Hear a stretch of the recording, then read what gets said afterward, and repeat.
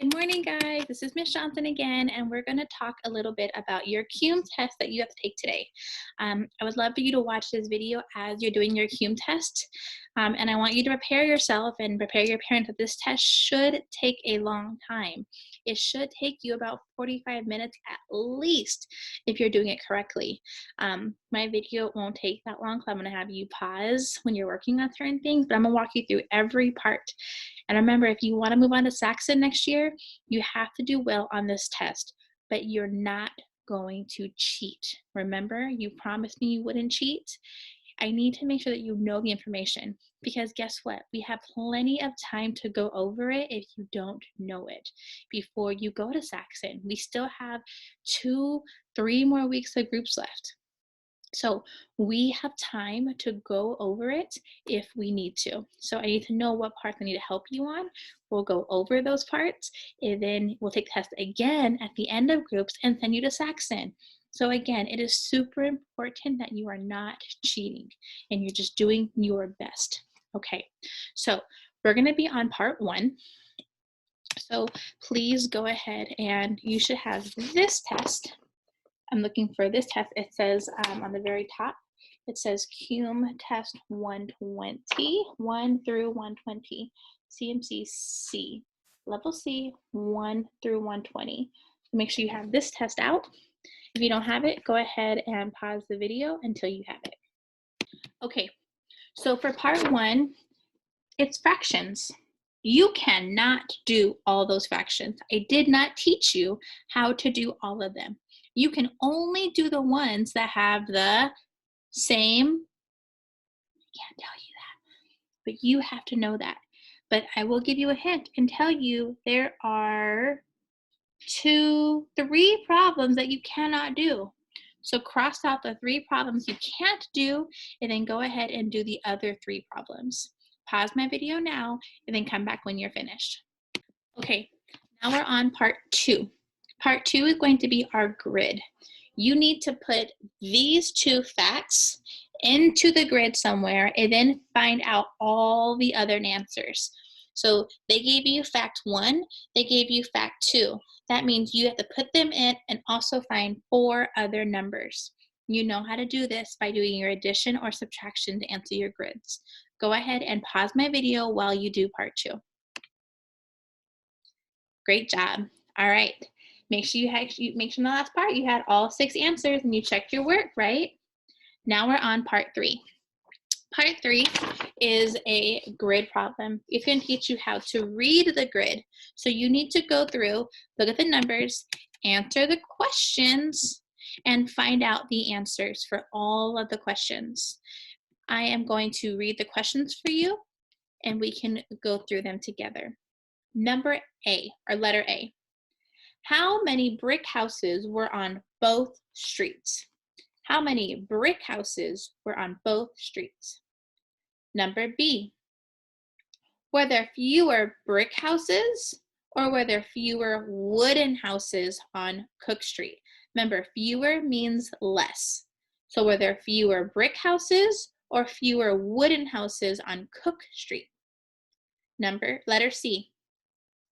Were there more total houses on Cook Street or more total houses on Brown Street? Number 9, how many fewer bricks, how many less bricks were on Brown Street than on Cook Street? So to answer that one, you're going to have to do a number family. For D, you need to do a number family. How many fewer brick houses were on Brown Street than Cook Street? All right, go ahead. If you're not done, well, you need to do that for number family. So do the number family, then come back when you're finished. Okay, we should have turned the page, and now we're on part 4 with the fractions on the very top. It says each item you'll write a fraction and the whole number it equals. The sample problem shows that the fraction and the whole number. Remember, show the fraction in the first blank and the whole number in the second blank. So you're going to put the fraction here and what the whole number equals. So 6 divided by 3, I put my 6 on top, my 3 on the bottom, and 6 divided by 3 equals 2. That's my sample problem. Do the same thing for all 3 of those. Pause my video until you're finished. All right, I know you did so great on that. Now we're on part 5. A bag, so right here, this is a kind of a tricky one. It's a new concept, right? Just be careful. It says a bag has pennies, nickels, dimes, and quarters. Sammy and Jennifer reached in the bag and each pulled out 5 coins. Item A and B tell what Sam and Jennifer had. For each item, show how many pennies, how many nickels, how many quarters each person had. So it says Sam had 81 cents. Jennifer had 18 cents, but remember, they each only have 5 coins.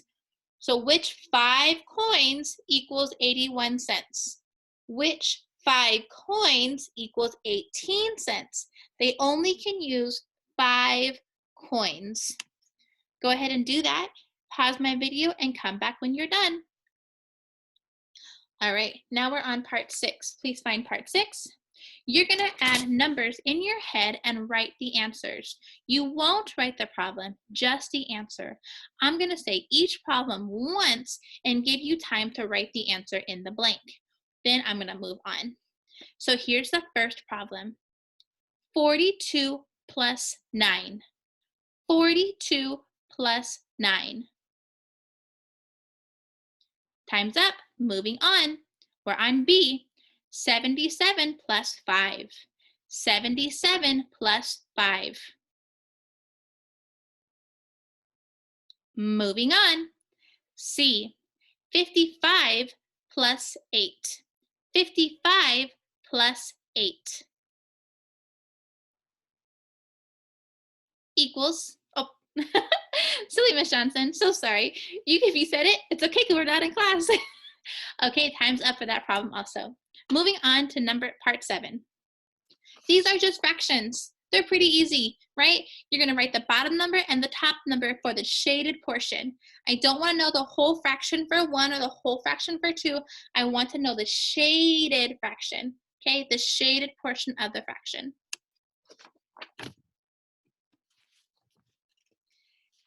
Thank you for pausing the video. And we're on to part 8 now. We should turn the page. You're going to find the coordinates for letter A, B, and C. So I need to find A on my grid, and I'm going to write my X number and my Y number over here. Make sure you do it for all 3 problems. Go ahead and do it. Pause my video and come back when you're done. Great. Now we're on part 9. For each item, write the estimation number. Remember, the estimation number is the same as the about number, okay? So what is about 495 and what is about 300? Go ahead and rewrite the problem and then solve it. Be careful, I have 1 addition problem and I have 2 subtraction problems. Don't get tricked. Take your time, pause your video and come back when you're done. Okay, we're on part 10. Part 10 says you're going to find the answer for each problem. Bill had pennies and nickels. Each had 15 cents in pennies and 40 cents in nickels. How many cents did Bill have in all? One more time. He had 15 cents in pennies, 40 cents in nickels. How much did he have in all? Pause the video until you're finished. Okay, we're on B. Joan had dimes and quarters. Joan had 400 cents in dimes. Joan had 575 cents in all. How many quarters did Joan have? One more time. She had 400 cents in dimes and she had 475 cents in all. How many cents does she have in just quarters? Pause the video when you're ready to come back. All right, part 11, you're going to be adding or subtracting fractions. Here's the first one. The shopper put 7/5 pounds of onions in a bag. Then he added 2/5 more pounds of onions in the bag. How many pounds of onions were all together in the bag? Pause. Okay, here's B. The carpenter had a board that was 4/5 meters long. He sawed off 3/4 meter. So how long is the board now? Go ahead and do part 12 on your own. Part 12 has some subtraction, some addition, and some multiplication. Please be careful. Pause the video and come back when you're finished.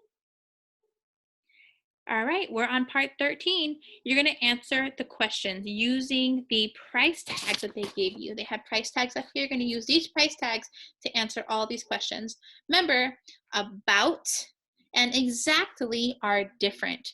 Don't get tricked about what about means and what exactly means.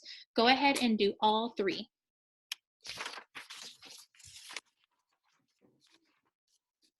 You are working so hard. I really appreciate it. I know this test is really, really long. If you want to take a break, you can, but make sure that you come back immediately to get started again, right? We want to keep going. All right, we're going to be on part 14. So 14 is going to talk about the area. So here we go. It says a rectangle garden is 9 yards long and 6 yards wide. What is the area of the garden? B. A piece of paper is 8 inches wide and 10 inches long. What is the area of the paper? Don't forget your units. 15. There were 20 desks in each room. There were 4 rooms in all. How many desks were there altogether? That's a number family question. 20 desks in each room. There were 4 rooms. How many desks were there in all? B. 9 pictures were taken each day. 45 pictures were taken in all. How many days were pictures taken? Okay, we're on part 16. If you're not finished, go ahead and pause the video and go ahead and come back when you're done. All right, you're gonna figure out the answer for each item. It says Julie is 12 centimeters shorter than Samantha. Samantha is 125 centimeters tall. How many centimeters tall is Julie? These are all number family equations. Make sure you do your number family. A bus traveled 270 miles. A boat traveled 130 miles. How many miles farther did the bus travel than the boat? C. James had 27 apples. He bought some more. He ended up with 64 apples. How many apples did he buy? Number D. If Elton is 31 pounds heavier than Quincy, and if Elton weighs 218 pounds, how much does Quincy weigh? And last one, Carla had some money. She spent $14. She ended up with $92. How many dollars did she start out with? Part 17. You're going to find the volume for these 2 items. You have 2 items, please find the volume for them. Pause the video and come back when you're finished. Okay, I'm going to allow you to do that last page on your own. 18, you're just solving the division problems. 19, you're making the problems equal so that they make sense. There's an equal sign. How do they make sense? What do you have to put in the box to make them make sense? And then down here is your time. Please be careful. Make sure you're doing that time carefully. You guys are doing amazing. Please make sure you check your work. Make sure you left nothing blank. And then go ahead and send the picture to your teacher. Thank you. Talk to you later. Good luck.